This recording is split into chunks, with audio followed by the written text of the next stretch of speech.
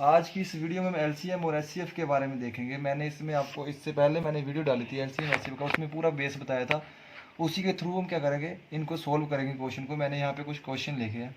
तो सबसे पहला क्वेश्चन है कि 1/3, 2/9, 5/6 और 4/27 का एलसीएम क्या होगा। तो ऐसे जब फ्रैक्शन में हो ना हमारे पास, इसको बोलते हैं फ्रैक्शन। पी/क्यू की फॉर्म जो होती है हमारी फ्रैक्शन होती है। तो अगर हमें निकालना है एचसीएफ, तो हम ऊपर एचसीएफ निकालेंगे और नीचे वालों का क्या निकालेंगे, एलसीएम निकालेंगे। अगर हमें एलसीएम निकालना होता तो एलसीएम ऊपर निकालते और एचसीएफ को नीचे निकालते। तो हमें एचसीएफ निकालना है इसका, तो हमें एलसीएम निकालना। तो एलसीएम निकालने के लिए हमको क्या करना पड़ेगा, एलसीएम को ऊपर और एचसीएफ को नीचे रखेंगे। तो इनका एलसीएम कितना हो जाएगा, देखो तो देखो इनमें कुछ भी कॉमन है, देखो है ना। तो कितना हो जाएगा इनका एलसीएम, कितना हो जाएगा, 20 हो जाएगा। तो कितना हो जाएगा इनका, 20 हो जाएगा इनका एलसीएम। ऊपर तो आ गया हमारे पास एलसीएम और नीचे एचसीएफ आ जाएगा। एचसीएफ मैंने बताया था कि कोई भी कॉमन जो करीब वाली संख्या होती है उनका डिफरेंस लो। तो मैंने इन दोनों का लिया, तो कितना आ गया, 3 आ गया। तो 3 सबको काट रहा है, तो 3 ही क्या हो जाएगा इसका, क्या हो जाएगा, एचसीएफ हो जाएगा। तो हमारा जो वैल्यू आई एलसीएम और एचसीएफ जो होता है ना फ्रैक्शन में, इसी का मतलब क्या होता है, हमारे पास एलसीएम होता है। तो इसका एलसीएम कितना आ जाएगा, 20/3 क्या हो जाएगा, इसका आंसर हो जाएगा। अब देखो क्वेश्चन नंबर सेकंड में देखो क्या दे रहा है। यहाँ पे क्वेश्चन दे रखा है कि 7/9, 14/15 और 7/10 का एचसीएफ निकालना है। तो एचसीएफ निकालना है तो क्या करना पड़ेगा, ऊपर एचसीएफ रखो, नीचे एलसीएम रखो। ठीक है।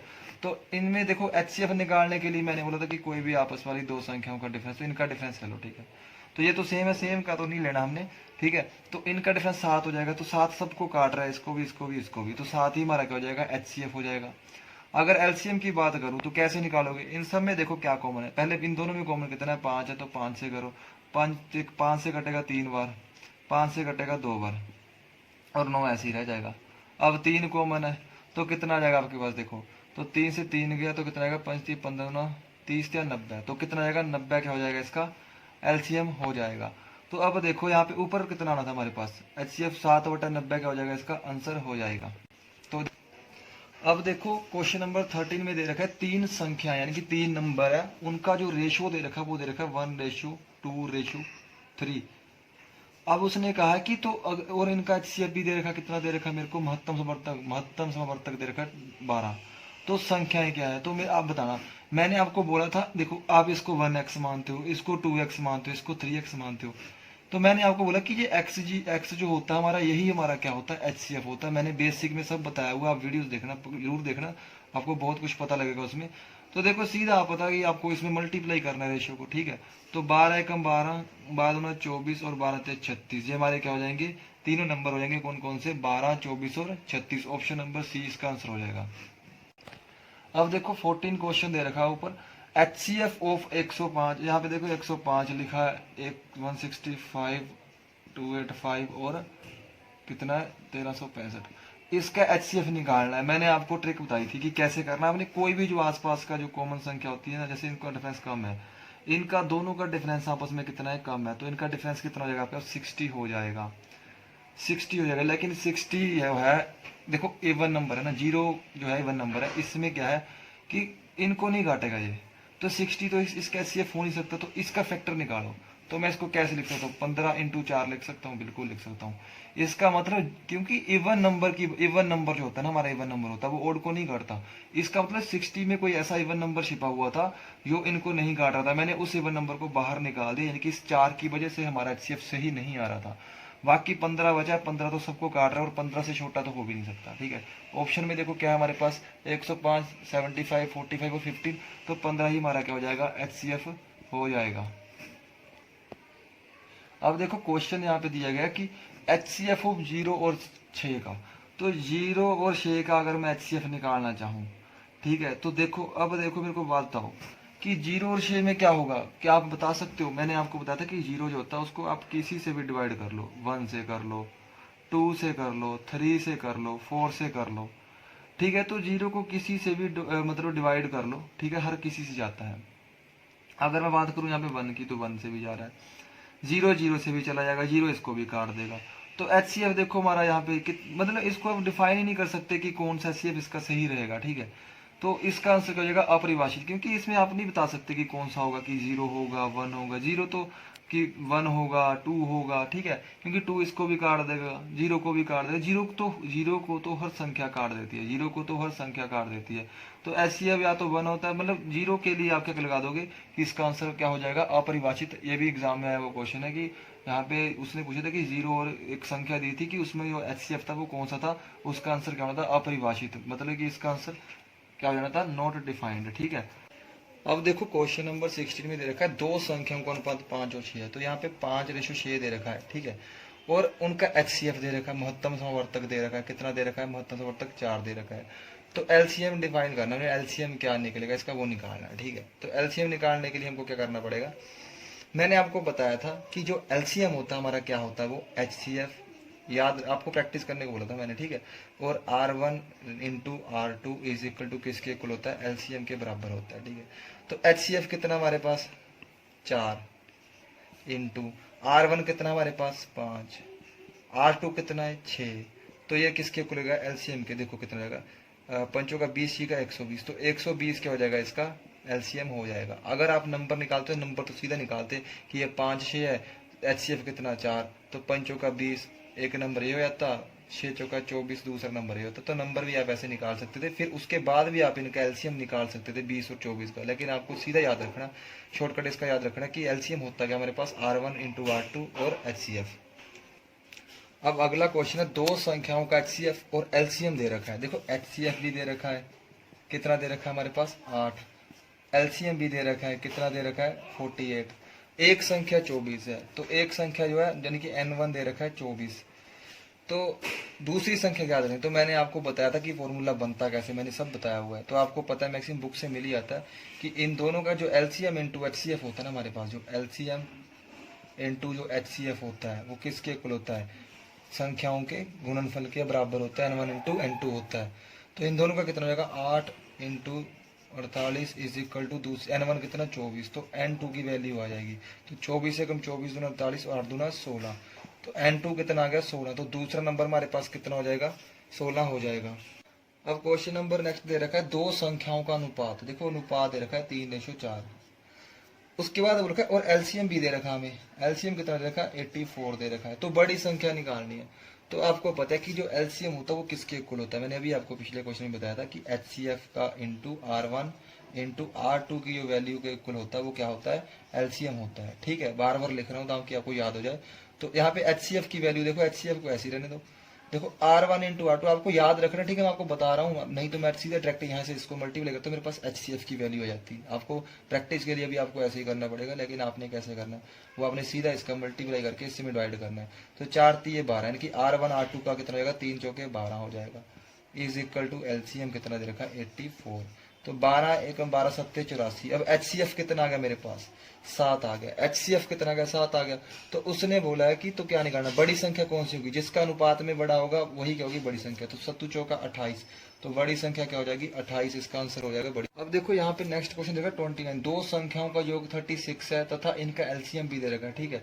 तो यहाँ पे दो संख्याओं का योग दे रखा है मेरे पास 36, ठीक है, और एलसीएम दे रखा है मेरे पास कितना दे रखा 105 दे रखा है। तो यहाँ पे मेरे से क्वेश्चन में लिखा नहीं गया था, तो यहाँ पे इनका एचसीएफ भी दे रखा था, इसी क्वेश्चन में एचसीएफ कितना दे रखा था 3 दे रखा था, और मेरे पास एचसीएफ भी था कितना था 3 था। तो मेरे को अब निकालना है कि उनके व्युत्क्रमों का योग क्या होगा। तो पहले संख्या निकाल लेते हैं कौन सी, उनका व्युत्क्रम कर देंगे बाद में, ठीक है, संख्या निकालो पहले। तो एचसीएफ कितना है, देखो मैंने आपको बताया था कि जो हमारा यहाँ पे देखो जो क्या n1 प्लस n2 किसके इक्वल होता है, इसकी वैल्यू मेरे पास दे रखी है, ठीक है, ये किसके इक्वल होता है, ये होता है मेरे पास रेशो का सम, रेशो का सम और एचसीएफ के मल्टीप्लाई के बराबर होता है, ठीक है, गुणनफल के बराबर होता है। तो देखो यहाँ पे एचसीएफ कितना 3 और R1 प्लस R2 कितना है मेरे पास इज इक्वल टू, इसकी वैल्यू 36 है, तो कितना आएगा 12 आ जाएगा। तो देखो यहाँ पे आपको मैंने इसीलिए इस मेथड से कराया ताकि आपको थोड़ा इसमें कुछ सीखने को मिल जाए, ठीक है। तो क्वेश्चन बनते हैं ऐसे, तो देखो यहाँ पे रेशो का देखो R1 प्लस R2, यहीं पे रेशो की ये वैल्यू आ रही है, तो इसको कैसे बना 1 प्लस 11 बना सकता हूँ इसको मैं। देखो ए की वैल्यू ये होगी तो ए रेशो बी की वैल्यू बनेगी, देखो 1:11 12 हो जाएगा इसका सम, ठीक है। और क्या बना सकता हूँ 2 प्लस 10 बना सकता हूँ, और 3 प्लस 8, 4 प्लस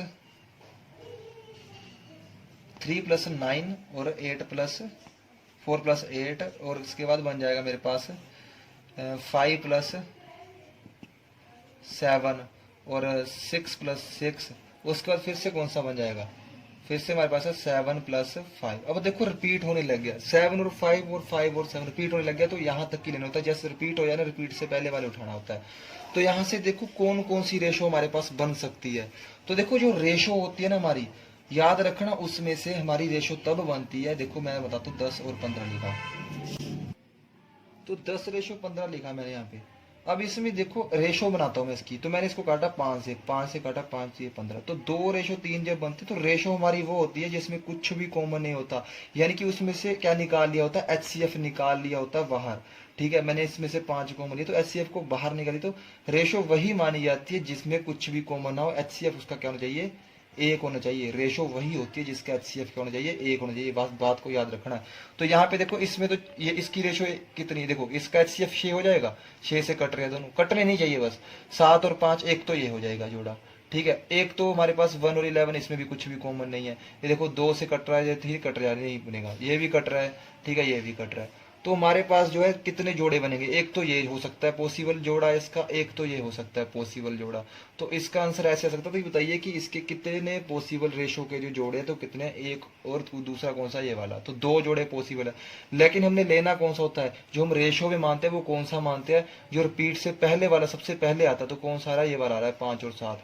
तो यहाँ पे हमारे पास जो रेशो होनी थी वो कौन सी होनी थी, यहाँ पे 5 और 7 जो होनी थी हमारे पास रेशो होनी थी, 5 और 7। अब नंबर निकाल लो। अगर मैं देखो, अब मैं HCF इसमें से निकाला हुआ है, HCF को फिर से इसमें मल्टीप्लाई कर दूं तो नंबर आ जाएंगे। तो 5 × 15, HCF 3 है ना, तो 5 × 15 और 7 × 21, ये दोनों नंबर आ गए।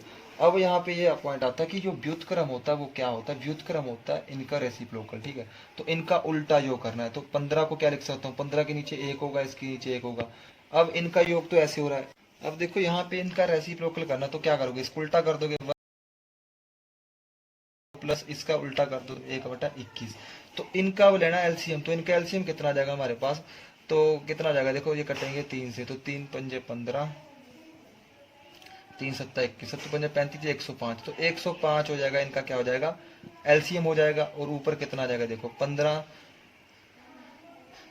7 और यहाँ पे 7 बनेगा, प्लस 21 पंजे, तो यहाँ पे 5 बनेगा, तो कितना आ जाएगा, 12/105 आ जाएगा ये। ठीक है, तो इसको काटो, तो कितने से कटेगा, 3 से कटा, 3 × 4 = 12, तो 3 से 3 × 9, 3 × 5 = 15, तो 4/35 क्या हो जाएगा, इसके व्युत्क्रमों का योग हो जाएगा। ऑप्शन नंबर सी हो जाएगा इसका आंसर।